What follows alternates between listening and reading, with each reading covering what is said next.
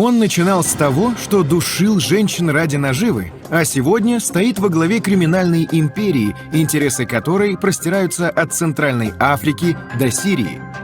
Интернет-тролли, уличные провокаторы и боевики-наемники – всем этим управляет человек, известный общественности как повар Путина. Часть первая. Уголовник.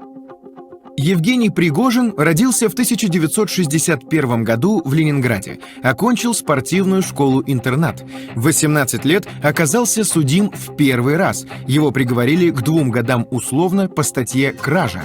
Правильных выводов молодой человек не сделал и через 2 года получил 13 лет колонии за разбой, мошенничество и вовлечение несовершеннолетнего в преступную деятельность. Один из характерных эпизодов в череде похождений Пригожина. Он душил потерпевшую женщину, пока она не потеряла сознание, а его подельник стаскивал с жертвы сапоги. Пригожин отсидел почти 10 лет и вышел в 1990 году. На свободе занялся торговлей хот-догами, затем стал управляющим сети супермаркетов и открыл кейтеринговую компанию «Конкорд». Пригожин успешно применял уголовные таланты и в бизнесе. Его бывший помощник рассказывал, что по поручению Пригожина подставлял конкурентов, имитируя пищевые отравления на мероприятиях. Часть вторая. Повар Путина. Настоящий успех пришел к Евгению Пригожину с открытием плавучего ресторана «Нью Айленд». Заведение быстро завоевало популярность. Там собирались чиновники, бандиты и бизнесмены. Приходил туда и Владимир Путин, впервые в 2000 году, когда принимал в Петербурге премьер Японии Иосиро Мори. В том же году Пригожина самого пригласили на день рождения Путина в ресторан «Подворье». Позже российский президент встречал на борту Нью-Айленд президента Франции Жака Ширака, президента США Джорджа Буша-младшего и праздновал там свой день рождения. Карьера Пригожина развивалась стремительно. Путину требовался повар, которому можно было доверять, ведь уже тогда он параноидально боялся отравления. Вскоре Пригожин начинает отвечать за кейтеринг в Кремле. Обслуживая кремлевские обеды, Пригожин использовал моменты неформального общения с президентом и министрами, чтобы решать личные вопросы. Именно так он договорился о контрактах на питание солдат с министром обороны Анатолием Сердюковым и убедил Путина помочь с получением в собственность знаменитого елисеевского гастронома. Вскоре военная контрразведка ФСБ обнаружила, что в воинских частях участились случаи отравлений. Также дело о мошенничестве в особо крупных размерах возбудил Следственный комитет. Объем оказанных пригожинскими компаниями услуг не соответствовал заявленным. От отравлений страдали не только солдаты, но и дети. В 2012 году Пригожин пришел на рынок школьного питания Москвы, постепенно став одним из крупнейших поставщиков. С тех пор неоднократно вспыхивали скандалы из-за дизентерии в обслуживаемых им школах. Казалось, что Пригожину суждено вернуться обратно в колонию. Однако уголовные дела кончились ничем. К тому времени путинский повар превратился в неприкосновенную фигуру, ведь занимался он далеко не только кейтерингом. Часть третья. Тролль. Не все государственные деньги, сэкономленные на питании военных и школьников, Пригожин клал себе в карман. Часть средств он направил на создание фабрики троллей под вывеской «Агентство интернет-исследований». Фабрика начиналась в 2013 году с небольшой командой из пары десятков человек, работавших по 12 часов в день за 40 тысяч рублей в месяц. Каждый из сотрудников содержал десятки аккаунтов и от имени разных людей оставлял комментарии в поддержку Путина и критиковал Навального и других оппозиционеров. Любопытно, что еще при президенте Викторе Януковиче они активно продвигали идею Новороссии и российского Крыма. Фабрика троллей быстро разрасталась по численности и бюджету. В 2014-м появился иностранный отдел, который готовился к вмешательству в американские выборы, а всего через год расходы этого отдела выросли с 2 до 70 миллионов рублей в месяц. Пригожинские тролли не только вбрасывали фейки в соцсети, но и пытались организовать в США уличные протесты. В мае 2016-го они хотели спровоцировать столкновение противников исламизации Техаса и местных мусульман, назначив их демонстрации в одном и том же месте и призвав участников брать с собой оружие. Параллельно с фабрикой троллей Пригожин создал сеть пропагандистских мусорных сайтов, которые ссылались друг на друга и тем самым выводили в топ поисковых систем нужные сюжеты. Роль публичного представителя пиар-команды Пригожина взял на себя Александр Малькевич, член Общественной палаты и частый герой политических ток-шоу на госканалах. Он отвечает за координацию мусорных сайтов, а также за производство трэш-кино про сотрудников Пригожина и их приключения по всему миру.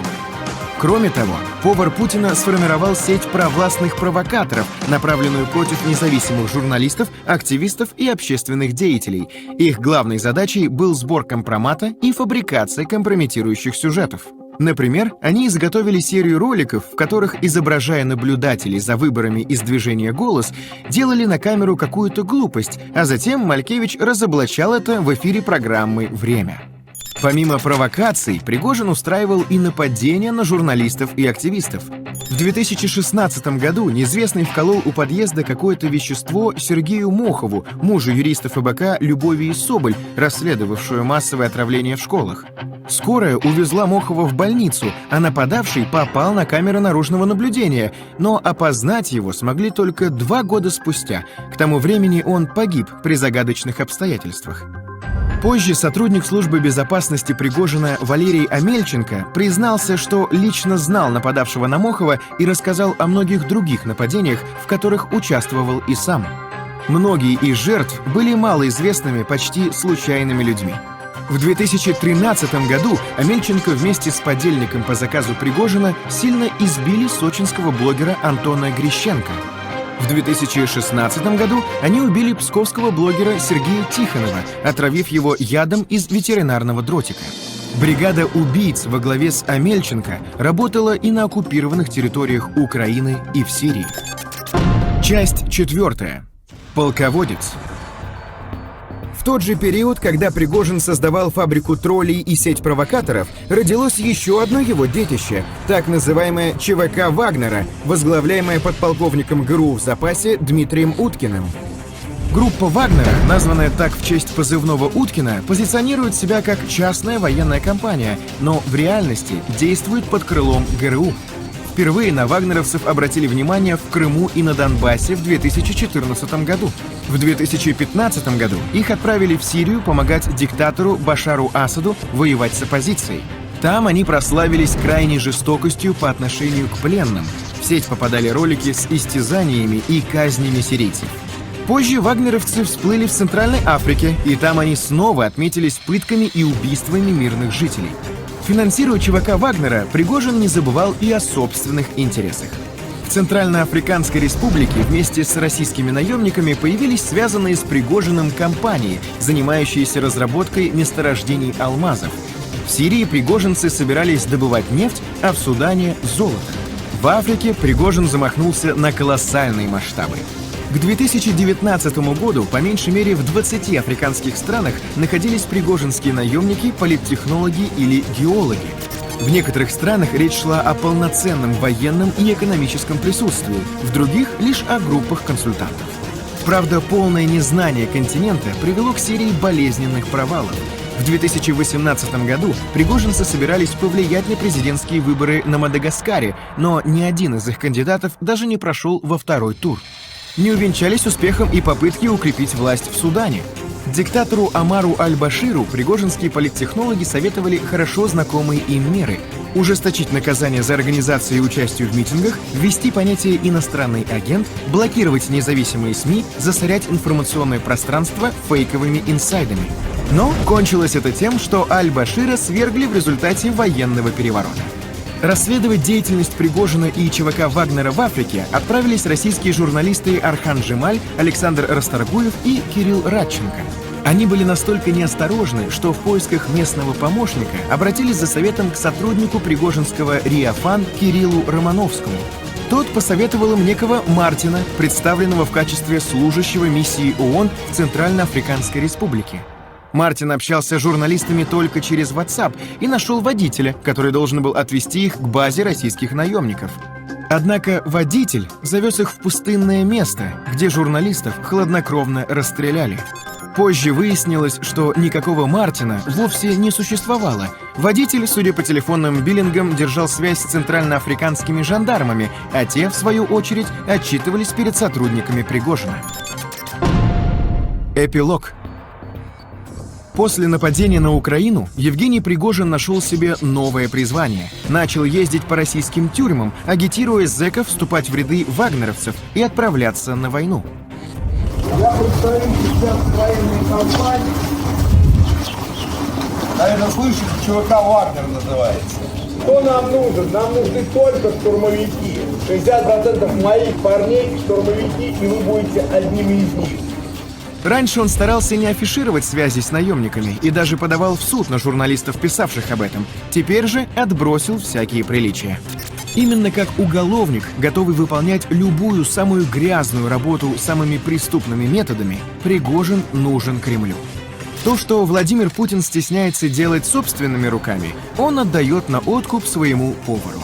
Похвастаться большими успехами Пригожин не может. Вторжение в Украину захлебнулось, политтехнологи в Африке провалились, а фабрику троллей в соцсетях научились игнорировать. Но Пригожин остается одним из важнейших элементов путинской системы, где ценится не столько эффективность, сколько верность и неразборчивость в средствах.